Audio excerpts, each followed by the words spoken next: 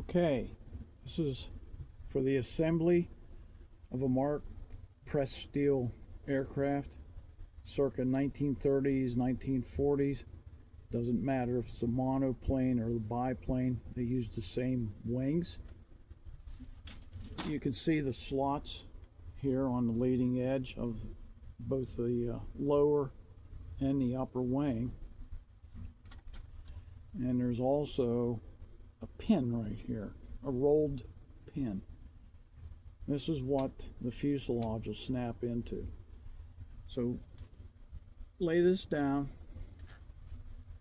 slide your fuselage through sideways for clearance, rotate it, engage these two slots.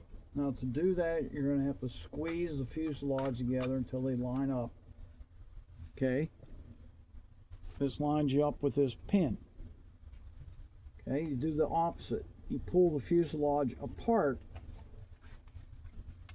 until the pin slides down through. Squeeze that together. Monkey around here a little bit. And there you go. Now you've got engagement on this pin. That's it.